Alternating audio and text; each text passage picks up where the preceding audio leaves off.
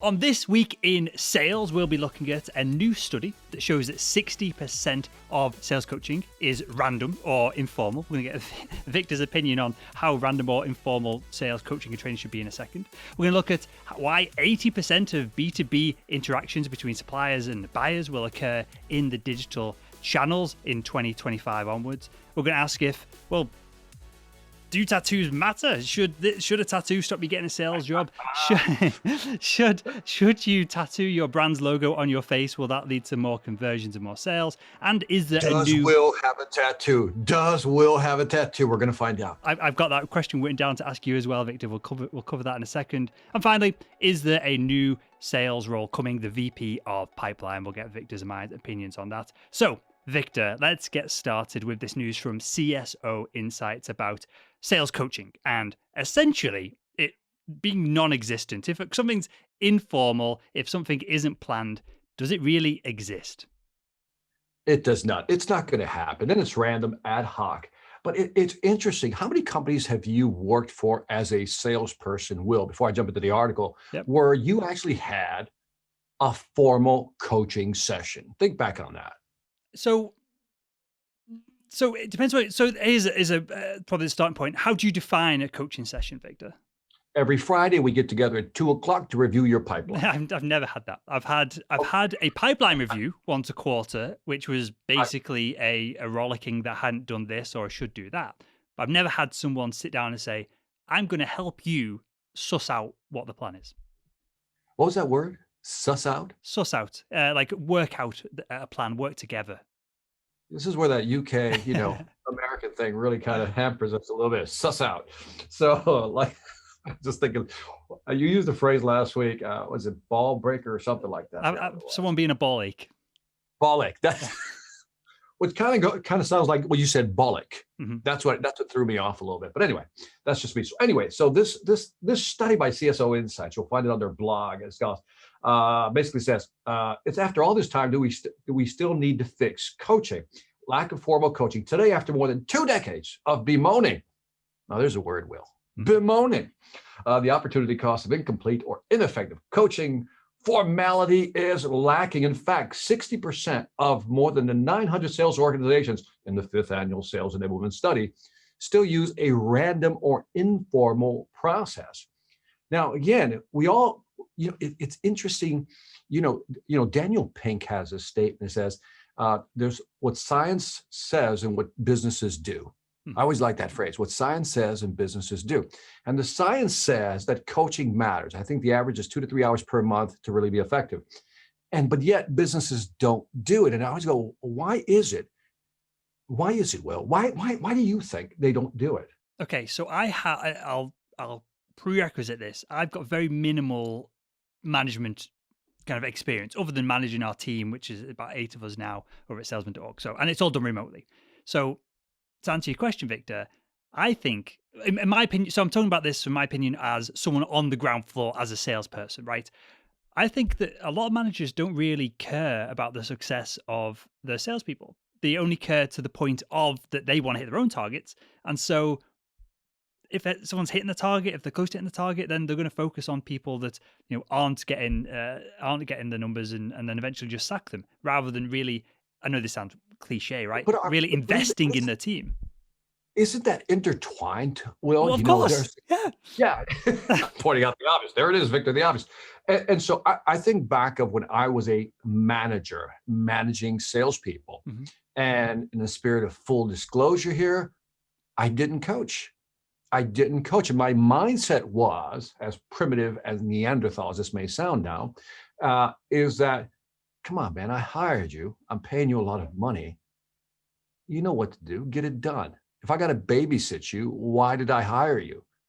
Is that a bad attitude? I don't know.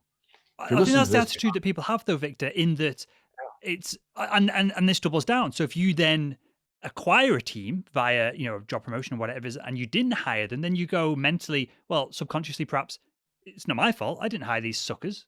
Rather than looking at it from, if it's a a kid, or if you're helping someone. So I mentor, and I hate that word, but it's essentially what I do. I mentor and coach a bunch of local entrepreneurs here in Leeds, just people I'm kind of like 1 or 2 steps ahead of in starting a business and growing it.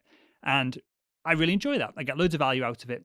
And what I do with them, I've never had done to me. And I feel maybe it's because sales managers just don't really care. Is that fair to say? Some Yeah, sales yeah. Well, managers. it's like the nature nurture argument, right? It's either Yeah. in you or bred into you, one of the two, right? And I can't think of, yeah, I can't think of anybody who's ever coached me. And maybe that's how we just kind of, we pay it forward that way, so to speak. Mhm. Well, that's how we were taught. Well, damn it, that's how you should do it then. That, but there's just something wrong. I think if we were to design the ideal coaching scenarios, how we would do it. Well, how would you do it? You're a manager now of a Yep. large company. You got about, I don't know, 50 salespeople. Let's give you some serious responsibility there. How would you approach it today? If it were magic wand, yours to do. So you've thrown me with 50 salespeople, because I was going to say book an appointment in the calendar. It's time blocked, could never be changed. No customer can come in and scupper things. It has to be done each week. But with 50 people, I don't know if there's enough time to effectively coach 50 people. So then perhaps we're looking at investing in tools or technology to enable this to go smoothly. Is that, and I'm just guessing at this because I've no No, idea. I mean, I would just layer on top of that. I would go with you because I don't think it's not possible. But I also think that what you just said is true, that you can use technology. So for example, maybe I could use, our metrics to determine who needs coaching, because not everybody does need coaching. And so I guess I would use the technology to move us into that space. So by the way, you had an interesting question, which is, do sales leaders just need to outsource their training and coaching and admit that it's no longer part of their jobs? That was a great question. What say you, Will, on that one? Well, we both own training companies, so maybe our answer is going to be slightly biased. But if a sales manager, right, if they do not have the time to do this, if they will be beholden to the analytics and reporting up and doing all stuff that I don't really understand what sales managers do, but they seem to be quite busy each morning, right? Then they should outsource it. And there's us two kind of involved in the space, but there's other people as well. One website that I'll plug and I'll put in the show notes as well is knowyourteam.com. I think it's just created by, or co-created by, some of the team over at basecamp.com. And it allows you to basically set up a reoccurring email sequence that just goes to your team that pings them a question. And some of the questions are like, what's your favorite food? Do you like this? Just to build that little bit of conversation, so it actually happens, because everyone gets too busy to have these conversations during the workday, even though they're important. But then you can also schedule other content that will go out of looking at numbers and other things as well. And there's different tools in the platform. We've tried to use it recently over at salesman.org, and it seems to be working well. So that's perhaps one way to. I've never heard of that. I'm looking at it right now. Knowyourteam.com. Leadership doesn't have to be so hard. Yeah. And there's good guides and content in there as well, but it's the tools that they have for setting up quick meetings and basically making sure that everything's booked in the diary that seems to be effective. Yeah, I'm sympathetic with managers, having been one, and that is because there's three responsibilities I always say you have to have every day. One is you have to manage upwards in the organization, which is manage expectations, right? Then you have to do your day-to-day, and then you have to look out into the field.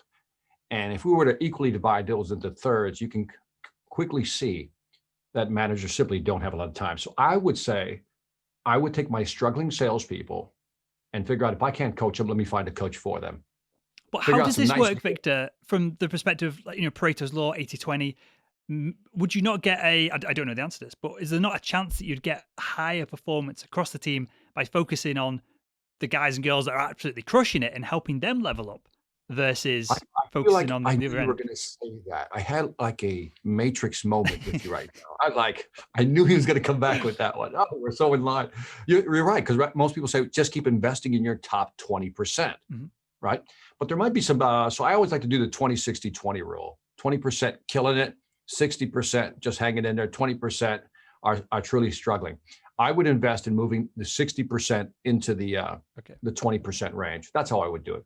And then the 20%, I would just test the bottom 20. I would just see if I need to either train them or replace them. But that is a good point. That is a good point. Yeah. All right. Hey, go ahead. As I said, I've got no kind of take Victor's advice on this, not mine. That's all I was going to wrap up that with, Victor.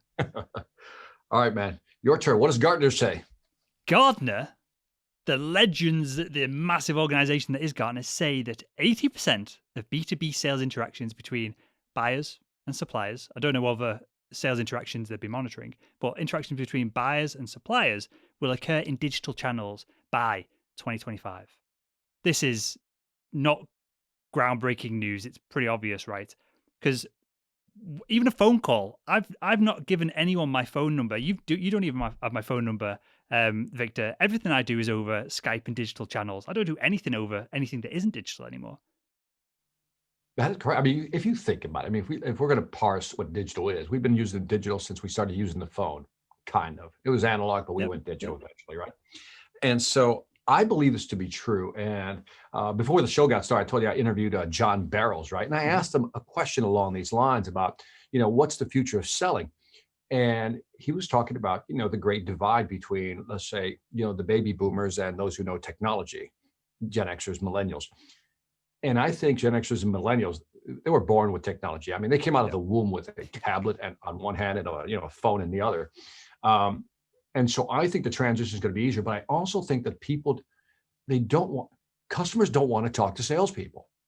I don't think so much it's because of, hey, it's going to pressure me. I think simply because, hey, let me figure out a lot of this on my own. The information's out there. Let me go through the process. You don't have to spoon feed me. Let me go through the process. When I'm ready to talk to you, I'll reach out. But as the content online becomes more high end, more descriptive, you can actually make better decisions online. And that's going to drive more B2B people to make that decision online. Do we need to have people going into an account in the vast majority of organizations, Victor? Is field sales, other than things like my background, medical device sales, where I'm literally handing the surgeon a piece of equipment during the procedure, other than the niche cases like that, is field sales basically dead? Again, bringing up John Barrows' interview, and just go to jbarrows.com. That's his website. Good guy, sales trainer as well. And we both agreed that, and he was more vehement about it. He was like, Victor, companies are waking up, and he used the number 50%. I used the number 40%, that VP of sales, chief sales officers are realized, wait a minute, I'm selling just as much as I was before the pandemic, when people were getting on a plane. And guess what? My costs are down like 50% or 40%, whatever the number is. Bottom line, your cost of sales is down, which means if I'm a CSO or I'm a CEO and I got a CSO underneath, I'm gonna say, why do they need to travel? I'm closing more deals. Virtual is just as good. Let's have that. And so I think to your point, the end of face-to-face is, by the way, it's never going to be an absolute, right? We're never going to do it again. But I think a lot of companies are going to recalibrate that number. And well, let me ask you this from a devil's advocate perspective here, because what you just described there is true, it's correct. But it is a selfish motivation there on the side of it, a CSO or a VP of sales. What happens if the buyer goes, we want you to come to our office and present to the team, because doing this over Zoom is a pain in the ass because Sally is off this direction and we need, unless we have this meeting where everyone's in person, just nothing happens. Yes, the company can call us and say, come on in. But I think there's a greater danger that you just kind of alluded to. And that is, if from a selfish standpoint, I want to reduce my costs, all of a sudden, my competitor could go, you know what? I'll go visit him. Victor doesn't want to go. I'll go, and all of a sudden, you know how that works. And so there's a balance to be, you have to strike there. But it's a good question. Maybe they're going to start qualifying these trips more. Maybe now, calls like on Zoom, Skype, whatever it may be, might be the ultimate qualifier before you get on the plane. Yeah, that makes sense, right? I don't think that's unreasonable whatsoever. So with that, Victor, is this good or bad for salespeople? A career salesperson wants to spend the next 20, 30 years of their life in, let's push towards a complex B2B sale where it can't be automated and it can't be replaced by a PDF or a website.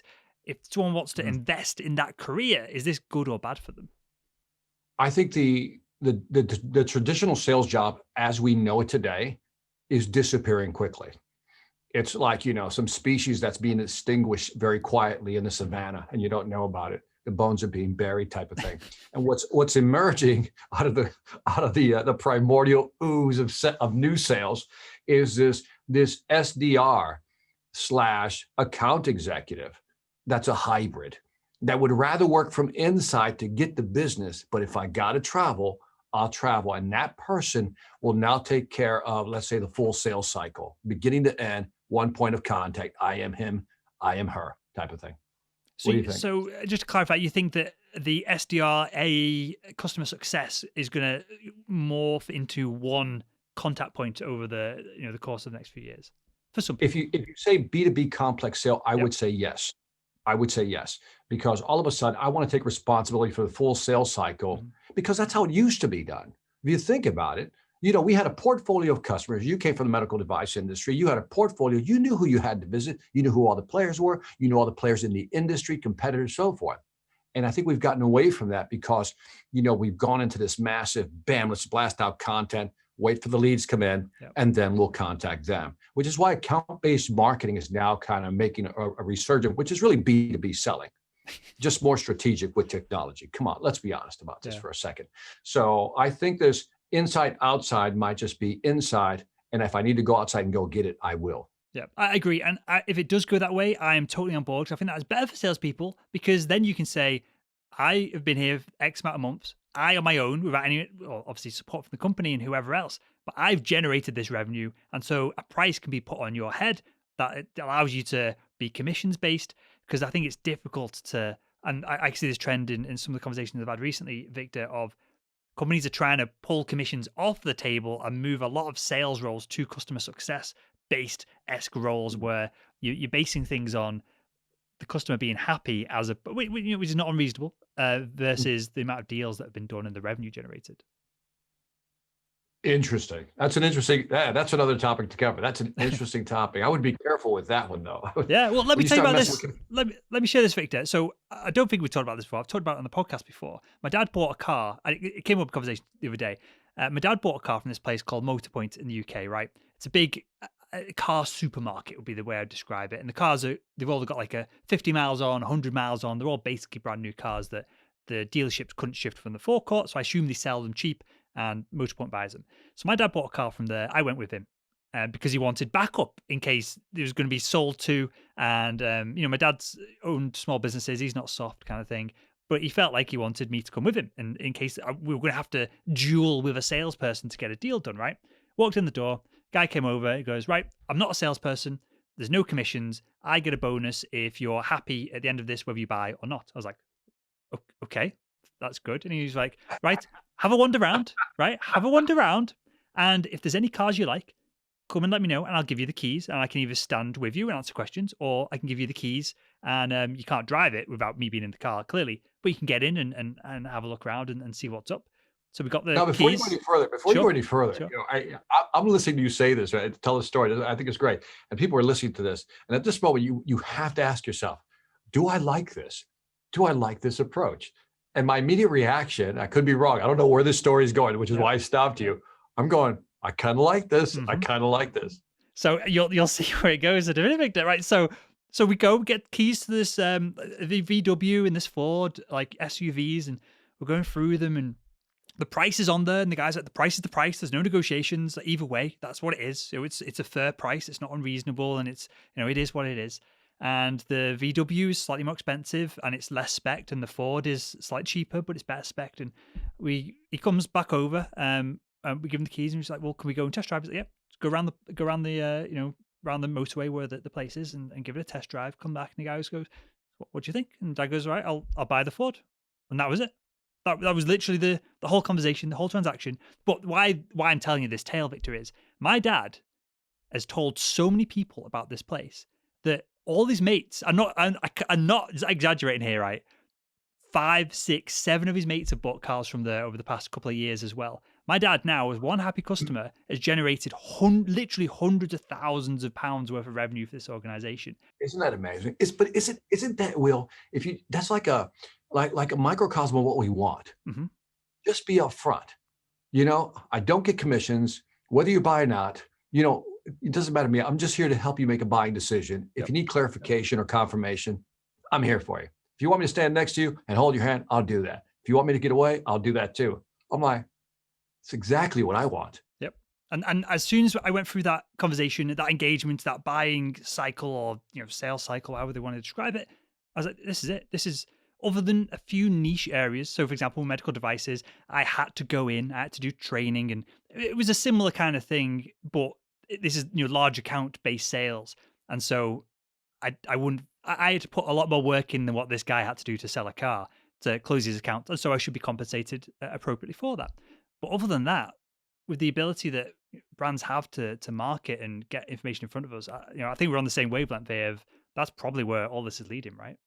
Here's a question. Is that guy really a salesperson? No, I don't think he is. See, I would argue he is. Tell me why you don't think he is.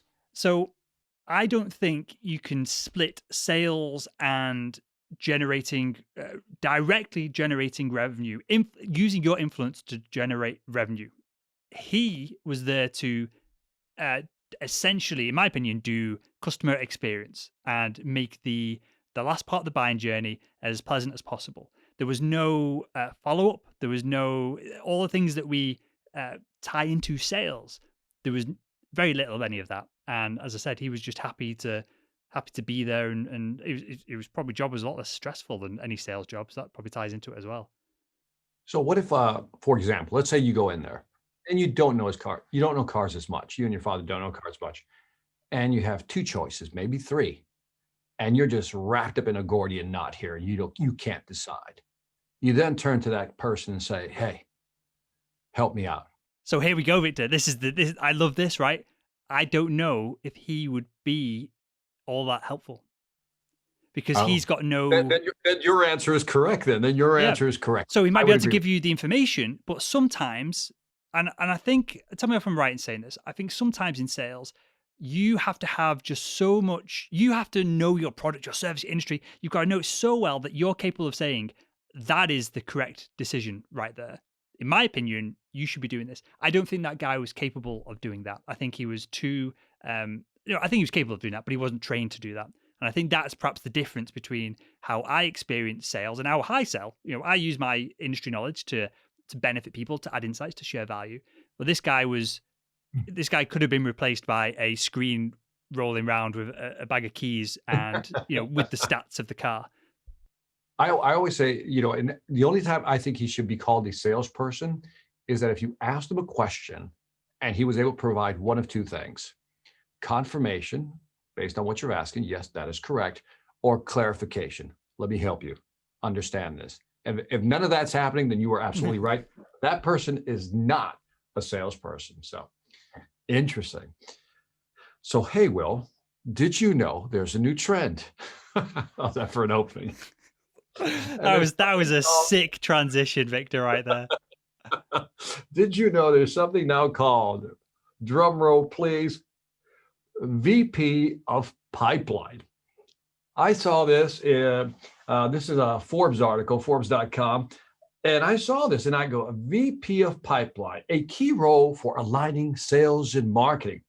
And the VP of Pipeline definition here reports to both the Chief Marketing Officer and the Chief Revenue Officer, or the CEO, and is responsible for building the pipeline and guiding the pipeline development strategy. They oversee the sales development representatives and demand generation, field marketing, sales enablement teams, as well as account-based programs. They essentially find the unifying thread. There it is, Will, the unifying thread in all these departments. Three things. The VP of Pipeline will evaluate marketing and sales performance in a weekly meeting. The VP of Pipeline will drive sales content. The VP of Pipeline will lead the strategy to test different approaches. This is a unicorn. I want to call this a unicorn. You find me somebody who can do all that and just pay that person the money. What do you think of this? Well, so tell me if this is happens usually in big corporations, because I've never seen this before, and it might just be me being ignorant, right?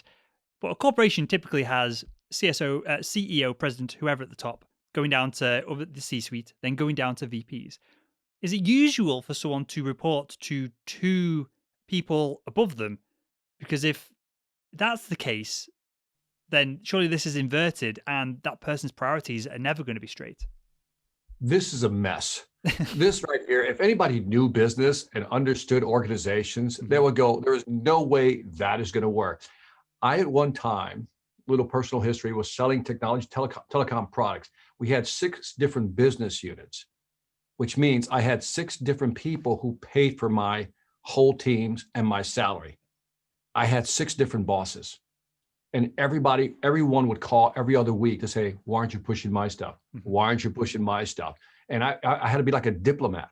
And so imagine reporting to the CMO and maybe the CEO or the CSO, and you got to report to these folks, both with different motivations. Yep. Marketing one side, sales the other side. And you're supposed to be the unifying thread in all departments. Oh, I didn't know what to think of this one. I just kind of, I'm glad you were on the same wavelength as me on this, because I looked at it and I was like, this is interesting. The concept of someone whose job is to manage pipeline across the company is not an unreasonable thing. If the company is big enough and the revenue is big enough to justify it, right? I don't think that is unreasonable, because obviously it's incredibly complex. Job to manage the pipeline. Can we just say that? It's the CEO's job to manage the pipeline across all divisions.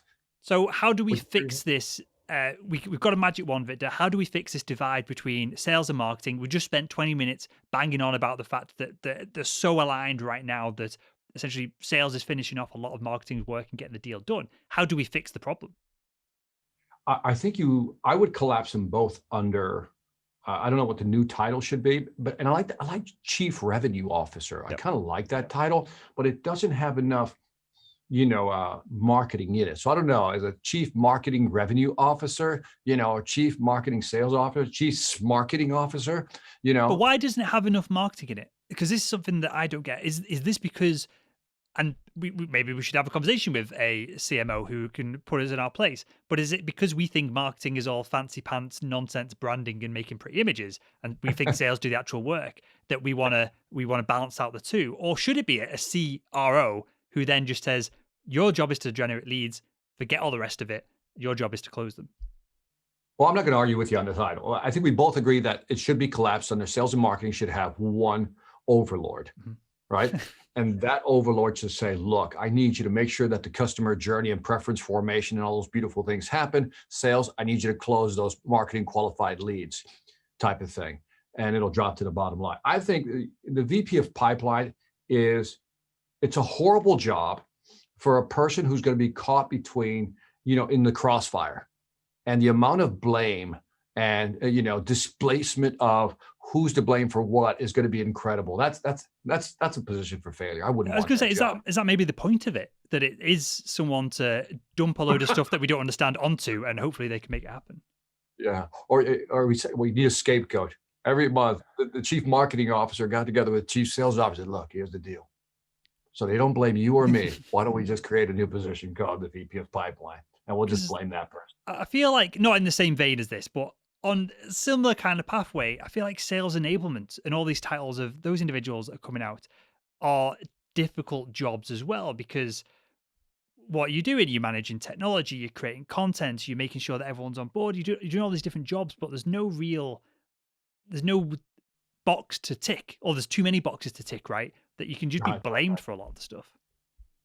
Another title I heard that I liked was Chief Sales Operations. And I love that, because operations now includes a lot. It has a bigger umbrella, because if I view sales as an operation, then it has many moving pieces. And so I love that. I love that title. And because to your point, for example, just the engagement technology that's out there, this is not something you say, hey, let me just jump on this and learn this real quick. No, you have to immerse yourself in there and not, kill yourself after a month of trying to do this stuff. And so I think the chief sales operation role might be something to look at in the future. Just collapse those under and look at it just like we look at manufacturing and operations as many moving pieces. Why can't we do that with this? Content is the raw material. Yep. The machinery could be salespeople, right? The promotional piece, well, that's just the wrapping around the actual packaging. I agree. Well, that's how I try and look at sales and marketing as a process, right? Do you think that's not common? Do you think that the split between marketing and sales in these big organizations makes this idea that I have in my head, how I visualize it as a conveyor belt, just not work at all? Yeah, I like your approach because I think that's the new where we're at today. Before you could actually do a divide, but I think marketing has become so intertwined with sales right now, you wouldn't even know where to cut one off to start the other one, Mhm. where before you could. And that's why I think your continuous flow process makes more sense. Fair enough. Fair enough. Okay, well, Victor, we're going to get into the next topic now. You see in the intro, you seemed more excited about this topic than any of the others. This Okay. one got me jacked up. This one got me jacked up. Do, Victor, tattoos affect your career? Why don't you go ahead and read that one? I want you to read that one. So, by Jessica Hartogs, editor over at LinkedIn News, and we'll link all of these posts and articles over in the show notes as well for this episode. She says, a kindergarten teacher in France says his heavily tattooed face and black inked eyes may have cost him his job. I don't think may, very likely cost him his job, after parents complained that he frightened their child. I don't know why the child is named there. That's not appropriate. Who now teaches? Oh no, that's the guy, Sylvian, who now teaches children 6 and up. Says that after initial shock when they see him for the first time, his pupils see past their appearance, which is fine because kids don't care about this kind of stuff, right? But I guess Right. the real question is, does a parent's opinion on you, or does the customer's opinion on you having face tattoos matter more than the employer's opinion on you having tattoos? Yeah, this was interesting because this one I actually saw the picture of the guy. It was a little scary. You know, you've seen people who've tattooed their face, especially when they tattoo. I don't know what do you call it when you tattoo. You black inked your eyes, and he did kind of have an intimidating look.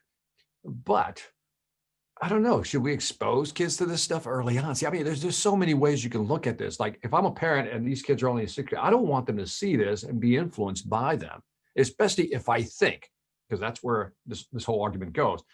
Does having a tattoo impact your ability to move up or be successful if you're an entrepreneur?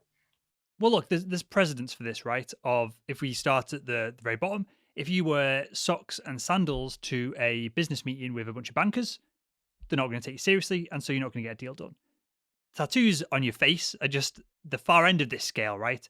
And so people's opinions, prejudices, biases, they do matter, even if they will admit that they do. How people are wired culturally, some places of the world, this might not be a big deal. Some places it might be. It might be the color of your skin. It could be anything, right? All these things do subconsciously affect people and their opinions of you. So, as I said, I think, Victor, this comes down to if a customer doesn't care, then the employer should not care either. I agree. Tattoos we all know this, have become more acceptable. 10, 15 years ago, if you had a tattoo, you were probably a biker. That was the stereotype, right? And then now you see tattoos everywhere. I think it's interesting how, since I'm just a tad older than you, I've seen this generational mind shift of where, only people who were in the armed services and bikers wore tattoos. And now it's become, personally, I think it's gone too far to the other side, if you know what I mean, like too many tattoos. And I think anything from the collarbone up should be avoided personally.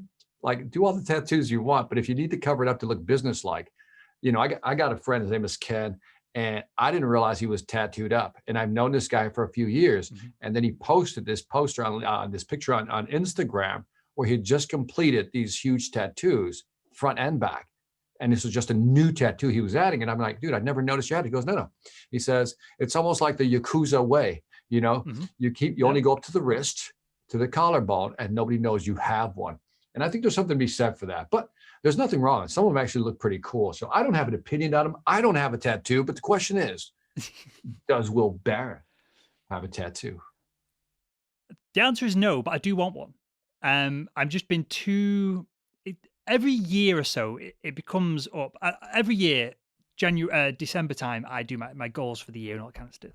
And tattoo Just the isn't setup on that one's great. no, Just the it's tattoo. great. Tattoo isn't necessarily a goal for the year, but when I'm thinking about things that have gone right, things that have gone not so good, and then you go into 5, 10 years either way, and you're going all Tony Robbins on things and really contemplating things, which I really like to do for at least a week or so in December, and to get my head straight and to be strategized for the next year, next 12 months. I always come up with loads of really good ideas for tattoos. The problem is, Victor, I always put it off for at least a month. I think that's like a sensible thing to do, right? Or if you're going to make a massive, ridiculous, stupid purchase, you should put it off for a month or two and see how you feel after that fact. After I come back after a month or two, January, February, I feel like the idea that I had was stupid and I definitely shouldn't have done it and I would have regretted it. So this is the problem. I do want a tattoo, in answer to your question. Well, the answer to your question, I don't have any tattoos. But I would have tattoos all over me if I could get away with it. I feel like I like the element of art. I don't feel like I would be like ruining my body or anything like that. I think they're really cool if they're done right and they're meaningful. I think you can tell a story through a tattoo or a series of tattoos, and I think not everyone goes down that route. There's plenty of Hello Kitty tattoos that are just stupid drunken mistakes. I think they can be quite cool. But going back to what you're saying, I would never get a tattoo below kind of a polo shirt sleeve or collar bone. I feel like it's important that you could cover it up because I want to make money, right? And I don't want to give someone the opportunity to say no to me because of a stupid tattoo. Yeah, I think also there's also something called age appropriateness of your tattoo. It's funny when you're younger, some of your tattoos in somewhat different areas are somewhat you kind of excuse them, but as you get older, much older, they just don't look as attractive anymore. It's not as hip, so that's something to consider down the road. But I don't think they should impact people getting hired.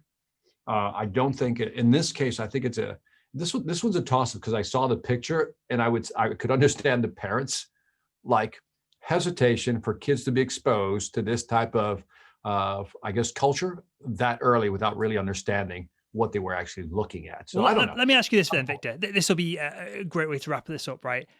You have got a 7-year-old kid and they go to this school and this teacher is world renowned, world class. You meet him, he's incredible, he's so caring and he's doing a fantastic job and you see your kid grow week on week as they're in there, but they've got tattoos all over the face, massive nose rings, I don't know, whatever kind of thing you want to do to your body. You want to like punkify yourself. They've got a pink mohawk and they wear, I don't know, bell-bottom jeans and a t-shirt that's too tight. Something weird. I don't know.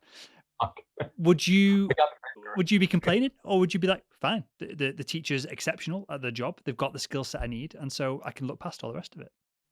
I personally think I would be okay with it. There'd be some discussions with the child, like, hey, look, down the road, if you want to wear tattoos, you want to do any of this stuff. You get stuff. a tattoo, I'm going to just slap you over the head and we'll have issues. No, I said, at the age of, let's say 18, whatever it is, you want to do whatever you want, you do it. Just make sure you get this done. So it'll be their choice. But anyway, that's enough. Tattoos and sales. By the way, here's a question that people should post online. I think this would be interesting if they can answer this question. If you were to suggest a tattoo for Will, what would that tattoo be? We'd like to hear your opinions on this. Do you know what? If the audience wasn't big enough that they could rally together and make it happen, I would say like so many thousand subscribers or so many likes or something, but I'm not even going to go there just in case.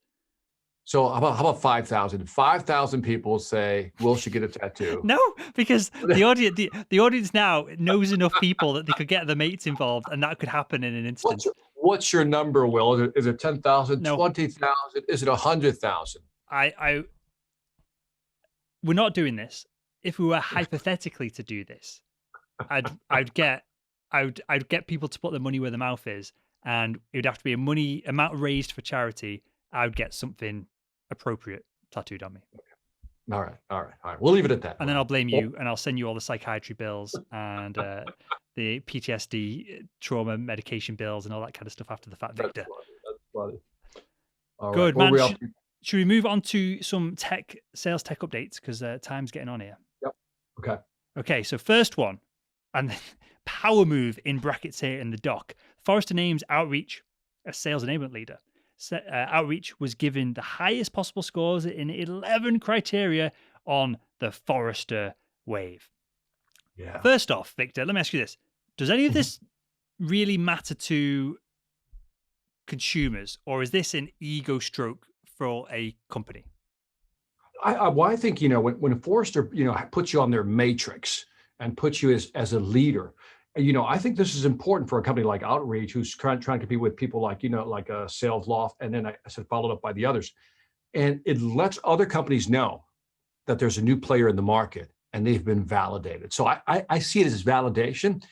The company's been growing, it's been moving, and guess what? Their blueprint for the future, what they're doing with their technology, is worth looking at. I agree. The reason I said that is that I get put on top lists of nonsense all of the time. The people are just trying to get you to share the post that they're putting you on. I'm sure you're on all these top lists for your YouTube channel content as well. And so there's clearly a massive differentiation there between blah, blah, blah blog post, which I'm happy to be on. Fine, it's a link to the website, and Forrester or Gartner, right? Yeah, the thing is, I see these though. If you look at the graph, well, here, let me take a step back. I was reading a study, and I can't remember where it was, but it had, like 5 years ago, there were 700 MarTech companies, marketing technology companies. Now today, they're like, I don't know, like 7,000 something, right? So out of 7,000, 10 are in the top. That's really, you've been selected. That's not you're the top 100, and nobody actually, because as a lot of these things you're talking about, well, I've been part of those. You get nominated for best podcast, the top 40 podcasts, and I'm going, well, how did you decide that? Yeah. And then you because you try to rationalize. I see people who don't even have any traffic or get any downloads are in that top 40, which it loses credibility. I think companies like Forrester, Gartner, and the others, they really go through this stuff, and I think they really validate. And by the way, remember what they're really selling. They're really selling their studies and their reports to these companies and their consulting business. So they need to know their stuff. So that's why I think this is big. They've got skin in the game then, right? Because if they start throwing out nonsense announcements, then people aren't going to be buying the reports. Is that about right? That is correct. So I think it's really fascinating. It's just interesting to see what's happening with technology and how enablement and engagement are really taking over. Let me ask you this. This is a side question to this, because I can see the Xant there, xant.com. So I've got no affiliation with these guys. I'm going to put you on the spot, Victor. Which is because they've converted from insideselling.com to Xant.com. Which was the better domain and branding? For these? Oh, I don't know. Are you talking about between which ones? So Xant used to be insideselling.com, and they've completely rebranded. I don't know what happened, organizational issues, whatever. I didn't know that, Will. Yep. I didn't know that. I did not know that. You just told me something I didn't know. So I think insideselling.com is an incredible domain if you're providing services for people doing inside selling. I can't believe that they changed. I'll reach out to them, actually. I'll put it in the show notes, but there must be a story behind it. When I saw the news that they'd changed from that branded to Xant, Xant's a great domain name as well, xant.com. But yeah, if you don't have an opinion, that's fine. No, I don't have an opinion, but I can only guess that they're probably trying to expand their portfolio and break the mold of what they used to be, like anything else. I think they're trying to get away from the inside sales, and maybe they're looking at, when you look at, for example, we talk about sales engagement or sales enablement is to enable salespeople. The sales engagement platforms are really to help marketing through the customer journey. So maybe they want to play in both domains, and they need to kind of change their name. X is the X factor, I guess, in Xant. That'd be interesting to see how they come up with the name. That's my guess. That's why I asked you the question, because I didn't even think of that. But yeah, you're right. If you're trying to expand the market and your name's tying you into one specific part of it, and it's a it's a venture-backed company, so they've got to IPO, right? They've got to get that money back out at some point. That makes total sense. Yeah. Good. Well, Victor, what have we got next? Well, let me see. I'm going to jump. Well, talk to me about Sales Hood. Let's hit that technology piece again. So Sales Hood, they've just released, I'll link to this in the docs, in the notes as well, a new tool for a virtual sales kickoff meeting. And the reason I wanted to ask you about this, Victor, was twofold. One, do we need kickoff meetings every year, every quarter as a sales team to be effective? And I'll tell you about my experience with them in a second. And two, can they be done virtually? Is that even a worthwhile effort in time? So I'll go based on my experience. So technology company, we had a sales kickoff meeting, but there was a purpose. It wasn't so much for the salespeople to go, rah, rah, you're the best, you're the greatest, you can do it, let's make it happen again. It was all about, there were a lot of new products being rolled out. And we as salespeople got to be in the room, sometimes 300-400 salespeople with the product manager and the marketing person who told us what this product was going to do and why they developed it and how we should sell it. So that's what a kickoff meeting was for. And then it turned into this, oh, by the way, let's hire a speaker. Let's do this. Let's do this. Let's create that camaraderie. but I think to me, the essence of a kickoff meeting has been lost in the rah-rah. Yep. We should get back to, we're launching new products. We need to train you on them. Let's position ourselves for success next year, blah, blah, blah. So if that's the context, then yes, we need those. But will virtual be just as effective as being there face to face? And we'll just have to say yes for now. It'll have to do as good of a job. But I think there was always something about sitting down with the product manager, touching the product physically, if you sold the product, that really engaged you with the product. I've never had really good experiences with sales kickoff meetings. I found that we've never done product training or anything like that. It's always been perhaps a company overview update.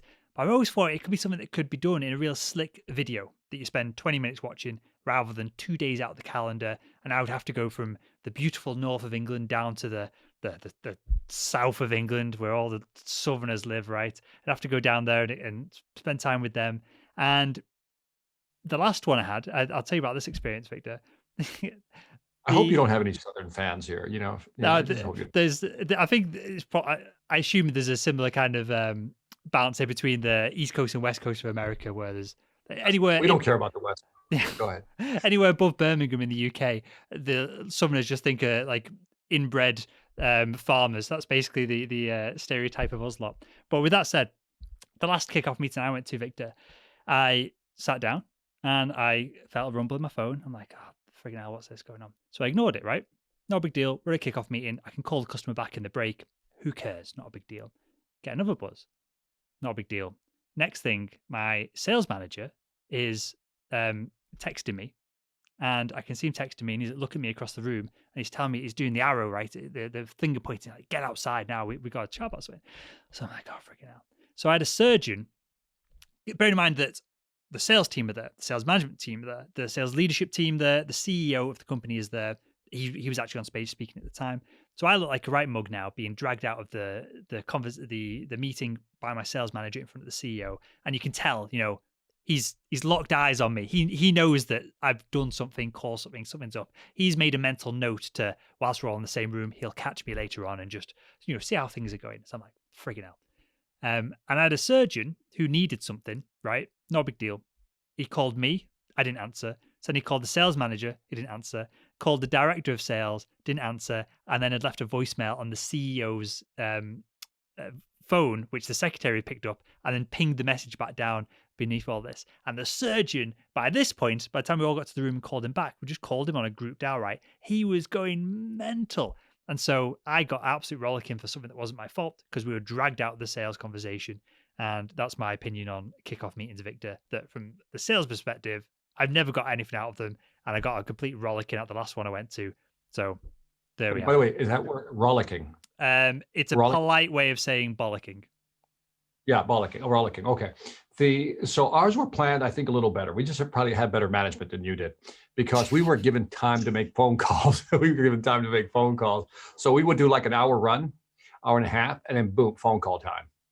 So you get like an hour to make phone calls, catch up and make some sales. So it really depends how it's done. But I think if it's just to get the team fired up, I say no, not worth it. If it is to really update the team on what's going on with the company, new products, new strategies for selling, I'm all for that. Got it. That makes total sense. Okay, Victor, tell us about this DocuSign agreement with a new AI solution.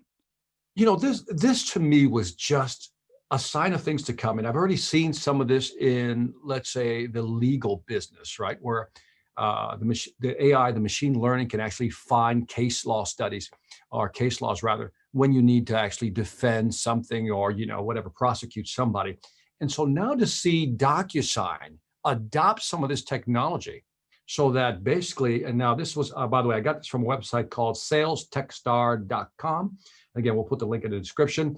And what was interesting is that in this article, it talked about how it could actually find gotcha lines, that you might want to highlight and actually rejigger, reconfigure, rewrite in order to get not caught in a certain situation. Also, it'll allow you to negotiate much faster and quicker if you can go through the contract quicker. Companies I've worked with in the past, you give them a contract and it was like, you throw it into the vortex and maybe, 20 days later, you'll get something out of legal. Yep. So I think this is going to accelerate the process. But what I love about this is it puts the power of AI in this context into the hands of the average consumer. How far do you think that is going to go? And I don't want this to be a doom and gloomy, like salespeople are now redundant, but from the perspective of, can we get to the point where AI goes, well, you have put this on the contract with the price. Well, we'll drop this little bit of value so that you get there. Well, we'll increase the value so it's going to do this. And you plug your AI of your company, enterprise company, into the AI of another enterprise company, and they go, we've got a solution here. We can set all this up. All the software is being installed right now. You've got your demos, and AI can do a lot of this. As you said, the litigation, the negotiation, the back and forth that salespeople often have to put up with. Can it do a lot of this for us? I mean, you're looking for like an AI handshake, right? let the AIs go at it and figure it out. I think we're a ways away from that, because I think what has to happen, and this is context based. Every company's going to have different, I guess, rules to work with different. Again, from the device industry, you had different contracts set up with different people in different territory for different product lines. The same thing will happen here. What I think this is highlighting is that the contract department now has a tool to expedite, move through the process, a contract much faster. That's as far as I want to go with, touting this. That's it. That's all I'm saying. And it'll highlight where the pitfalls might be so you can resolve them quicker and get that contract back to the salesperson so you can close that deal, make that commission, and go out to dinner with the spouse. So let me ask you this then from a different perspective. So I'm company A. I am doing a deal with company B, and company C is, in this example, DocuSign, who have the technology right.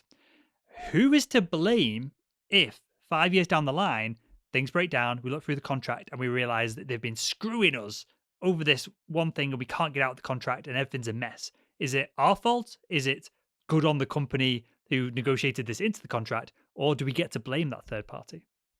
Well, I still believe in the man and machine thing here. In other words, this is going to push it up to the point where somebody still has to put eyeballs on it. Like a human being has to put eyeballs on it, because I don't think the AI can be that smart. It doesn't have the context to make certain decisions. So I think it's a man machine or woman machine type of situation. Because the reason I ask is this happened in medicine right now. It happened a few years ago, and it's happened again in the past few months, that a doctor, a radiologist, had missed a scan, cancer on a scan. AI had found it, and then the doctor had confirmed that he'd missed it and it was found on there. And this has happened twice now, that a life or two lives have been saved because of AI. Yet, clearly, there's massive pushback from all doctors and the medical community to rely on AI for this kind of thing. Everyone wants to have a doctor have the final say, when we might be at a point in the not too distant future where AI, especially when it's pattern recognition and machine learning to uncover things on like scans, and the same with these kind of documents, they could probably do Yeah, way better than a think human. but doesn't that, I mean, why would the doctors complain? I've seen this, by the way, where the doctors, there's a certain error rate that they have, but the machine learning is able to pick it up, right? Their pattern recognition, as you said. And so I think it's interesting. Again, I still think there's this man machine thing that we have to, I didn't catch it, run it through the machine just in case. Why can't we just use the machine as a backup? Just run it through the machine just in case, or run it through an AI DocuSign, run it through the DocuSign AI. Let's see what it says. Let's see what it highlights, and let's go from there. Sure, that makes sense. I'm trying to get. I think I'm trying to get a reaction out of you, Victor. You're being You're not going very. to get one. I know what you're trying. I know what you're trying to do, Will. I know what you're trying to do. It's like, but I'm not going to give it to you. Is in other words, are two machines going to talk to each other and make a deal? That's what I want. I want to be sat on a beach somewhere while my business does business with another business, and I'm just me and you having margaritas. They get into this echo chamber loop, and next thing you know, it's Armageddon. We have what's the Arnold Schwarzenegger? Remember the movie The Terminator? What was Skynet? Then the Skynet kicks in and bombs are flying because we couldn't negotiate a contract on medical devices. It just accelerates. Okay, well, that probably gives us some perspective there. Well, let's wrap up the show with two segments, Victor. First off, we had a question from Jermaine. He works over at Salesforce. I've not said your surname. I assume that is the appropriate way to go about this, so you don't get called out for it. But Jermaine asks, hey, Will, Victor, I love the new show format. My question is, how do I launch my own show covering industry news? What are the first steps? Thanks. So Jermaine, thank you for the question, mate. And Victor, I'll let you have a go at this first, mate. What does Jermaine need to do to start his own show, I guess, in the CRM industry to build his own personal brand? So I think in the if you're going to start, I would start gentle. Like I would try to do podcasts first because video can be intimidating right off the bat, right? And so maybe cut your teeth on the podcast, which is simply a microphone, a computer, and your wonderful brain with great knowledge, right? That little combination. And then, evolve to the next stage where you feel like you can, do an actual video podcast, and then evolve to the next level, which is bring in guests and so forth. So I would take the gradual steps, because I think what typically happens is, just like you and I are discovering, right? You realize there's work and effort required in doing this, and you have to make time for it.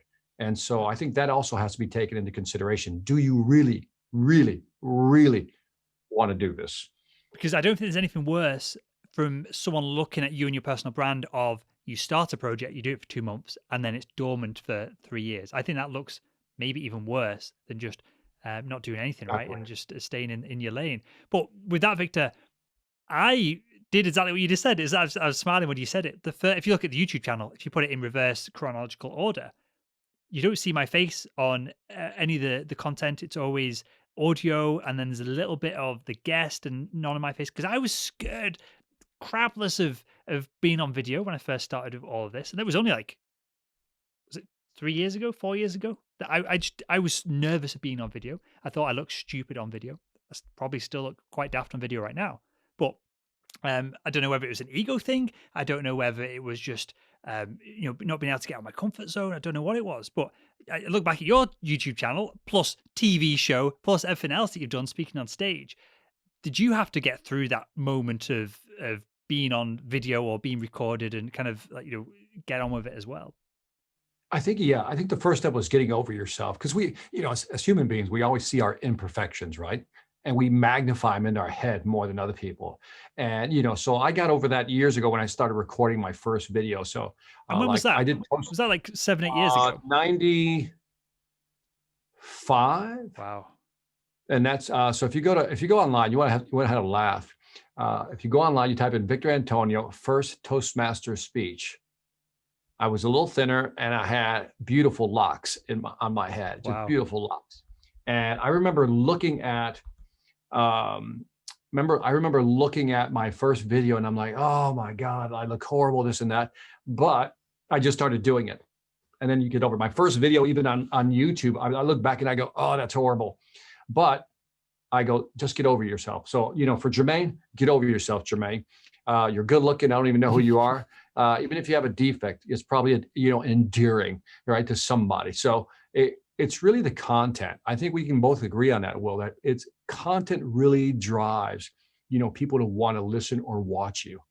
So you can have a patch over your eye and just deliver great content. People are going to love you, man. Yeah, maybe Jermaine's fully tattooed up and has inked eyes and all that stuff as well. Deliver just like you said. But if they're smart, they deliver the content and they teach well. Hey, why not? I'll listen to you, Jermaine. I'll watch you. So you mentioned Toastmasters there. Is there anything else that we should be doing to, if ego is one problem, actually being good is another problem on stage, on camera, right? There's Toastmasters. What else can we do to get better on camera, other than just I continuing think doing you it for have years? to. Well, I have a friend. I won't mention his name. And man, he's just struggling with video. He keeps changing his set. He keeps changing this. He keeps changing that. All this is procrastination to not get on the actual video camera. And I'm like, dude, just record something already. And I try to get to the psychology of what it is. First of all, his self-image, he has a problem with that. That's the big one. The second thing is you got to know your content fluidly, because if you have to think about everything you have to say, then it becomes very difficult. So for Jermaine, I would start with in an industry market that I kind of knew already, and I can just build on that knowledge. In other words, don't talk above your pay grade. Mm-hmm. If you've never done something, you've never been in something, don't talk about it. It's just not a good thing. And so I think getting comfortable with the content and knowing you can do it.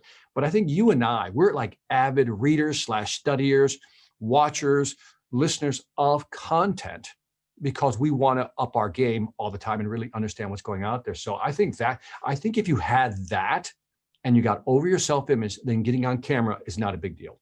Have you read the book Psycho-Cybernetics? Yes, Maxwell Maltz. Yep. So I found that really helpful in getting over, not necessarily getting over my own ego, but becoming more accustomed to seeing myself on camera and the stories that I tell myself about myself changing those stories up that you're fine on camera. Who cares? Nobody really notices anyway. People are just kind of going back and forth and tuning in and out. It's not the end of the world. No one's thinking about Nobody you really after the noticed. fact, right? No, the thing is, look, how many memories do you have in your head of something that happened that you did when you were young? It was just stupid, right? Find that moment in your head right now. And I bet you if you tell a friend, ask your friend who was there with you 10, 15 years later, hey, do you remember that? He goes, no, why? Yeah, because they don't remember. You remember, you magnified in your head sometimes. Great book, by the way, Psycho-Cybernetics, Maxwell Maltz. Yep. Have you read so there's the new Psycho-Cybernetics. Have you read the original one as well? I read the original one. I didn't know there was a new one. So the new one, just in case anyone Googles this or buys it on Amazon, the original one is better, in my opinion, than the new one. It kind of got things dumbed down in the new one. I'll leave that in the show notes to this episode as well. Okay, with that then, let's wrap up for this week in sales. Victor, what is your big takeaway for the week? Well, that sales enablement is the new smart marketing, right? I think I used to think these words were just play words, sales enablement, sales engagement, but I believe both of them now play a role. Enablement specifically, engagement rather in marketing, and enablement more in sales. The VP of pipeline is an interesting concept that brings sales and marketing together, but I think they're doomed for failure unless you find a unicorn that can actually, what they call it, to manage the thread that winds through all of these, like an Ariadne's thread. The pandemic pivoting is real, which means, look, let's do virtual, but let's figure out how to do it the right way. And to your point, Will, do we need to do these kickoff meetings? That's a good topic. And I'll probably never, ever get a tattoo, Will. There we go. Here's a test of my sales skills. Can I influence Victor to get a tattoo over the next few quarters of us putting this show together? That's the goal of all of this. You're going to end up like, who's got cool tattoos? Conor McGregor, he's got cool tattoos, a big chimp on his chest, wearing a crown. Yeah. I feel like you could pull that off, Victor.